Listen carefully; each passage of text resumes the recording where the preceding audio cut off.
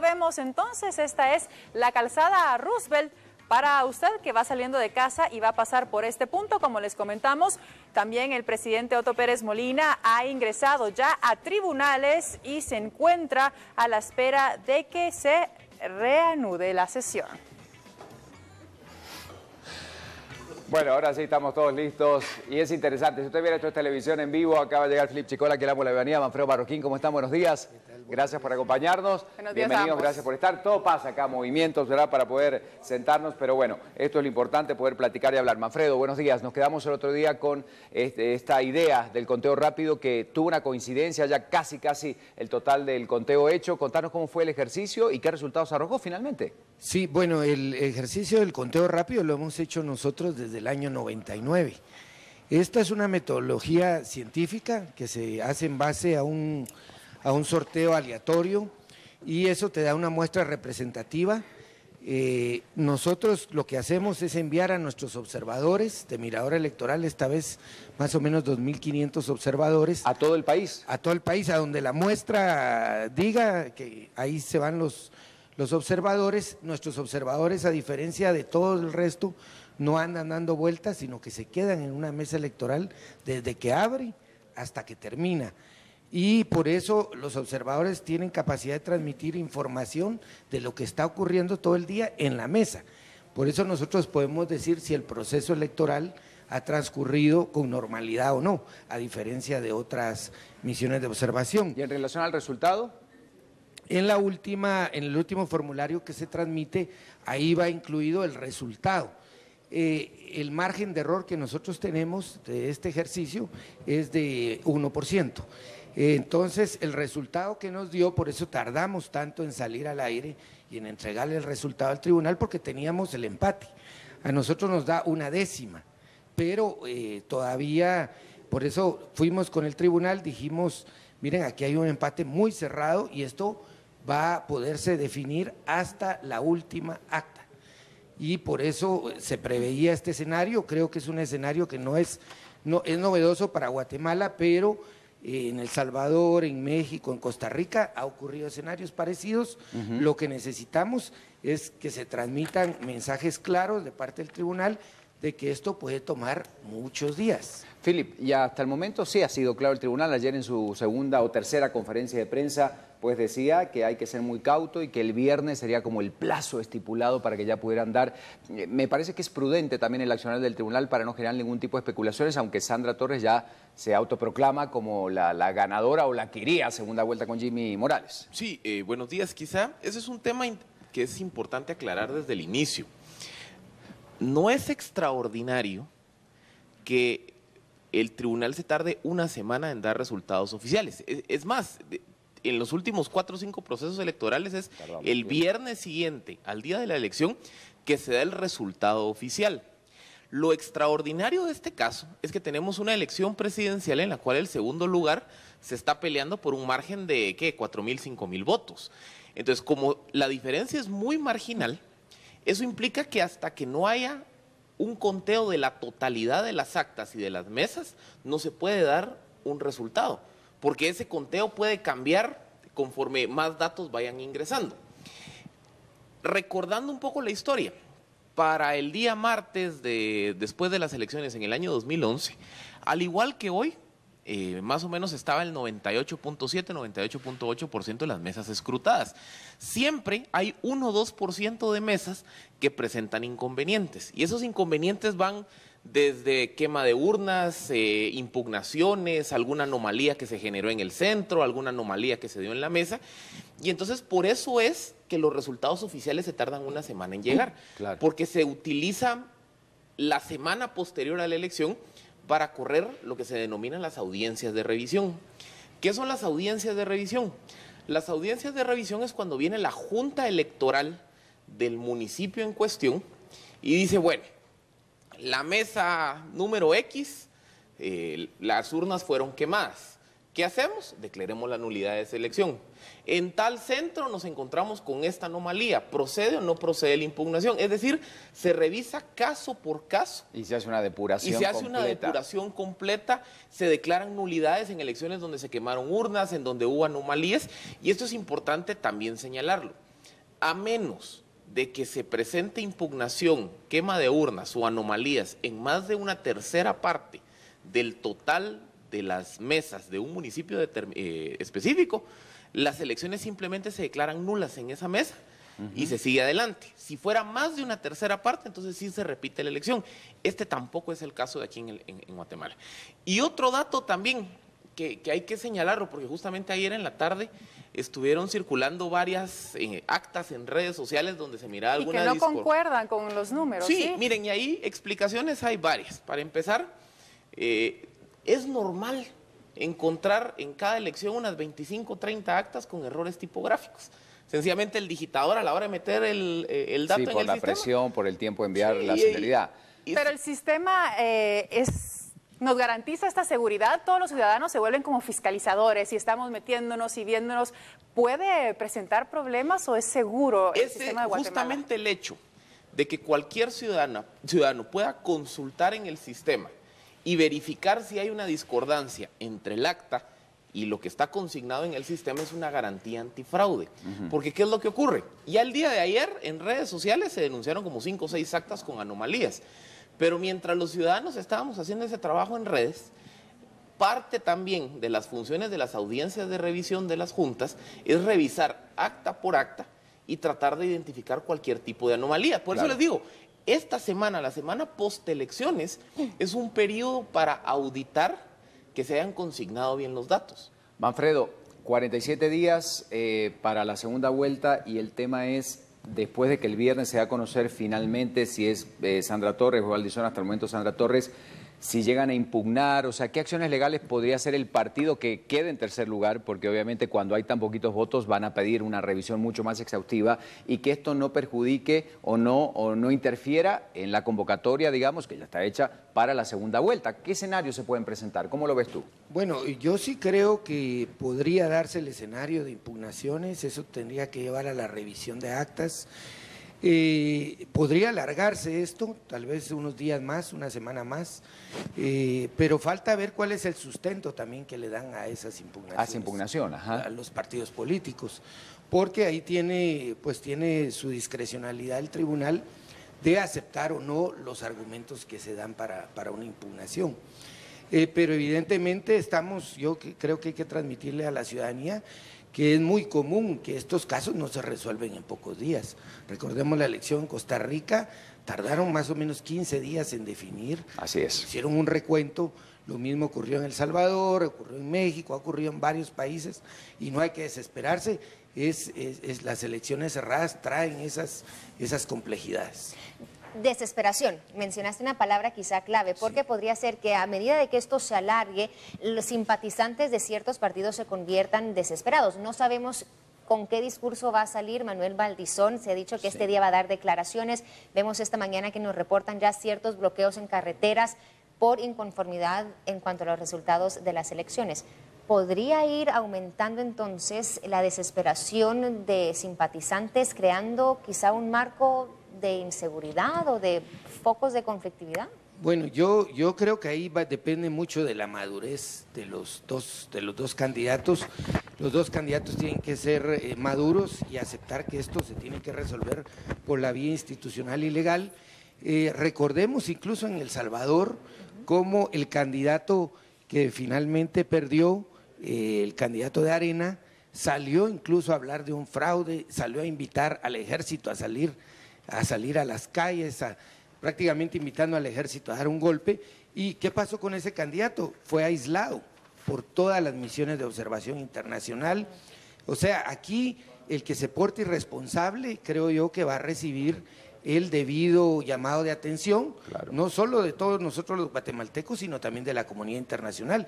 Esto no se va a resolver con medidas de fuerza ni con berrinches, se tiene que resolver por la vía institucional. Hay una gráfica que vamos a mostrar en pantalla que tiene que ver con la conformación del Congreso y la pregunta va para ambos, para Felipe y para Manfredo, y vamos a hablar de lo que le va a tocar al próximo presidente de la República, necesariamente lograr alianzas, acuerdos, un Congreso que de no quedar Valdizón en la segunda vuelta y considerando que el presidente sería de otro color político, la mayoría la tendría este bloque, la UNE va con 33 y así, pero está bastante revuelto y combinado como estamos viendo el Congreso de la República.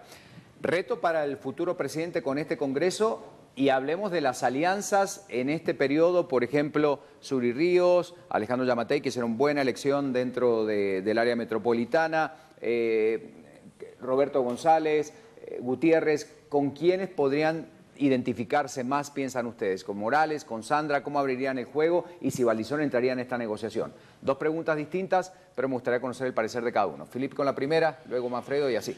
Bueno, yo creo que estamos viendo algo que se había previsto sobre la candidatura de Jimmy Morales. Jimmy Morales fue un candidato personalista que capitalizó él a título individual las condiciones de la crisis. Su partido, en términos institucionales, era muy débil y eso se ve reflejado en que mete una bancada de que 11 diputados. Así es. Aquí es donde vemos el efecto de qué ocurre cuando un candidato pequeño por carambola o por condiciones de coyuntura se catapulta y resulta que está a la vuelta de ganar la elección. Es un candidato que va a llevar un Congreso bastante antagónico por un juego de números. El primer reto que va a tener Morales es tratar de conformar, en caso de que él llegara a la presidencia, un pacto de gobernabilidad. Él necesita, por fuerza, prácticamente gestar una alianza con el partido UNE y con otros bloques bisagras, si es que quiere tener un Congreso que le apruebe legislación por lo menos los primeros 2 años. Segundo, estamos viendo el efecto de qué ocurre cuando tenemos una integración más horizontal del Congreso. El partido líder es mayoría, pero si se dan cuenta es una mayoría bastante limitada, eso es casi una cuarta parte del total de diputados del Congreso, cuando vimos en esta legislatura como el Partido Patriota llegó a tener en su mejor momento hasta 65 diputados. O sea, es un partido mayoritario en el Congreso, pero más débil en términos numéricos. Entonces, ¿qué me dice eso? Vamos a tener un Congreso que, esperaría yo, va a dar espacio a más integración de alianzas, conformación de mayorías más dinámicas. Ya no vamos a ver, por ejemplo, como en el caso de la legislatura actual, en el que los primeros 3 años Patriota se aliaba a todos y a un par de bloques bisagras para aprobar legislación, y en el último año ha sido Patriota y líder. Sino que con un Congreso más horizontal, invita a que las alianzas vayan cambiando constantemente, y eso es parte del juego legislativo. Bien. Ojo, el único tema aquí es qué va a pasar con esos 18 diputados del Patriota, porque el Patriota institucionalmente va a terminar de colapsar. Y entonces el gran riesgo que hay, si las reformas que se incrementa uno de los bloques con que los diputados de Patriota se fracture y que se trasladen. ¿Qué es lo más seguro? Manfredo, ¿cuál es tu pensamiento al respecto? Bueno, yo creo que la primera realmente prueba de fuego para Jimmy Morales, en caso de él quedar de presidente, que eso es lo que se prevé en la segunda vuelta, va a ser la gobernabilidad en el Congreso. Yo sí creo que eso es posible, aún con los partidos que conocemos en Guatemala, pero tiene que ser una agenda que esté clara, porque ¿qué ha pasado en experiencias de todas las administraciones anteriores? Llegan los presidentes con agendas muy de su grupo, todas tienen que ver mucho con negocios escondidos, disfrazados de medidas de país. Y yo creo que si él realmente sabe poner una agenda de país, va a tener poder de negociación. Pero eso es donde se va a probar realmente el liderazgo político del nuevo presidente. Yo sí creo que hay condiciones, aún con la fragmentación que se dio con la elección, para hacer gobernable el Congreso. Pero esto se tiene que decir en los primeros meses. También veo riesgos no riesgos, sino que de modificaciones sustanciales en el Congreso, con el caso del PP, que ha mencionado Philip, pero también de líder.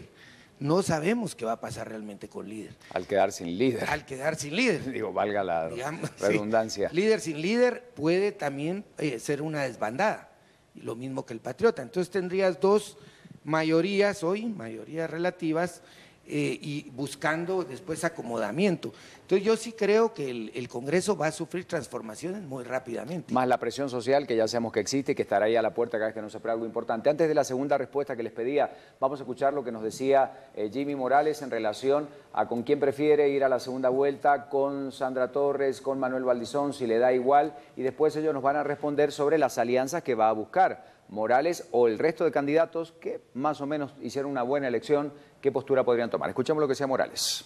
Dígame, porque seguramente ha hecho el análisis, ¿con quién prefiere ir a la segunda vuelta? ¿Con Sandra Torres o Manuel Valdizón? ¿O le da exactamente igual? Pero usted ya debe haber analizado con cuál de los dos escenarios. Matemáticamente están empatados. Sí. Uno va para abajo y la otra está estancada. Entonces, honestamente, convendría cualquiera de los dos. Y todos los demás no los quieren. Entonces, yo creo que cualquiera de los dos es lo mismo. Y creo que les podríamos ganar a cualquiera de los dos. Ah, y aprovecho, no soy plan B de ninguno de ellos dos. Bueno,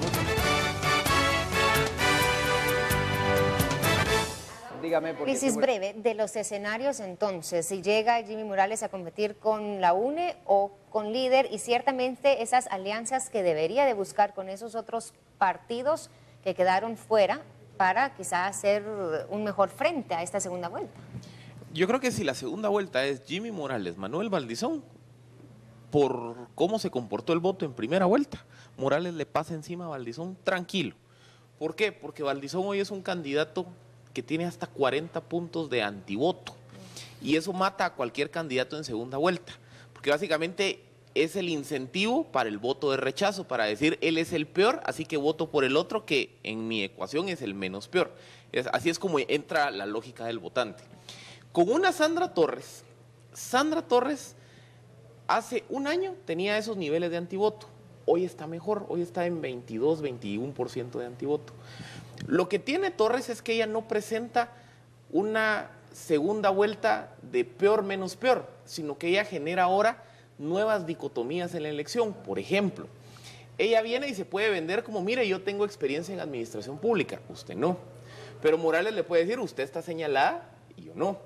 También se genera una relación dicotómica más ideológica. Morales es un candidato más vinculado a un pensamiento conservador, nacionalista, más de derecha, mientras que una Sandra Torres es una candidata más socialdemócrata, de izquierda. Entonces, digamos que ya se rompe la lógica de votar estratégico contra alguien, sino que ya se generan más variables en la ecuación, en donde ya no es tan fácil predecir quién va a ganar y cómo se comportaría el elector. 4 puntos de diferencia en estos resultados. ¿Y los votos de Valdizón para dónde llegan? Porque él puede salir a decir y ordenar, pero ya vimos que la gente está analizando más su voto y pensando más. Esa es la pregunta del millón. Por ejemplo, con una Sandra Torres en tercer lugar, ella sabe que no se puede montar en el vehículo Valdizón, porque Valdizón, hay que decirlo claramente, hoy se percibe como que tuviera sarna, nadie se le quiere pegar. Entonces es más fácil que Sandra se le monte al proyecto de Morales. Pero en una ecuación, Morales contra Sandra Torres, Valdizón sabe que su única llave de negociación política es convertirse en el que mueva la balanza para un lado o para el otro. Y entonces ahí va a ser el que le logre gestar algún tipo de pacto bajo la mesa, el que va a recibir el apoyo de qué gran riesgo. Manfredo, ¿qué pensás? Con los partidos más pequeños, ¿hacia dónde podían inclinarse ellos? Suri, Yamatei, ¿verdad? Hay un montón. Que hicieron buen voto aquí en la capital. Yo creo que el espectro de alianzas que tiene opción Jimmy es ese, son los partidos pequeños que tuvieron bastante concentración de voto en las áreas urbanas. Creo que obviamente es más fácil para Jimmy ir con Valdizón, tiene mucho más resuelta la elección que con Sandra Torres, pero yo creo que la ola inercial del momento está más evidentemente con Jimmy y ya ya se comprobó en la elección que las famosas maquinarias partidarias pues no son tales, es que se alimentan mucho de plata, pero a la hora del voto la gente realmente toma su propia decisión. Entonces yo sí veo que la ola inercial está con Jimmy.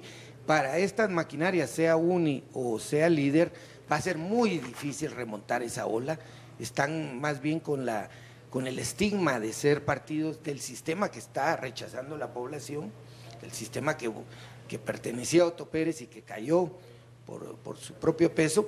Entonces yo sí veo muy difícil que ninguno de los dos, creo que Sandra le podría ser más competitiva, pero jamás una amenaza probable para ganar. Ahora, lo que muchos podrían percibir que es una amenaza para Jimmy, lo que han criticado es la falta de un plan de gobierno muy concreto, ¿verdad? Y cuando comparamos si es en un caso hipotético y sigue así la tendencia que pasa la UNE, o sea, Sandra con un plan de gobierno que es mucho más completo, alimentado, detallado, mucho más completo a lo que tiene Jimmy, eso podría ser una debilidad. ¿Qué tendría que hacer Morales a partir de ahora para completar ese plan de gobierno? Ayer en varios matutinos estaba uno de los matutinos le pregunta, bueno, denos a conocer algunos de los nombres de las personas que piensa incluir en su gabinete, y él decía, es que si los doy a conocer, nos pueden criticar. Entonces son unas respuestas que dicen, bueno, pero si se los critican, obviamente quizás no son idóneos. Entonces, ¿qué debe hacer él a partir de ahora? Ahí es donde se ven esas dicotomías, porque a diferencia de Morales, Sandra Torres ha mencionado unos 2, 3 nombres, lo hizo justamente en el foro de presidenciables. Y ya habla de acciones muy concretas ya Sandra Torres, ¿verdad? Que tomaría, lo vimos en los foros, sí. Digo, pregunto pura y exclusivamente en la experiencia de lo que respondía cada uno en los foros. No es una idea general, un gratítulo, sino qué puedo hacer con cada cosa. Incluso, ¿no? cuando nos tocó el foro con Sandra Torres, recordemos que una de las valoraciones positivas que se hacía es que el plan de gobierno de Sandra Torres es el que está más desarrollado. No quiere decir que sea el mejor o el peor, sino que es el que tiene más sustento técnico y más contenido de donde analizar.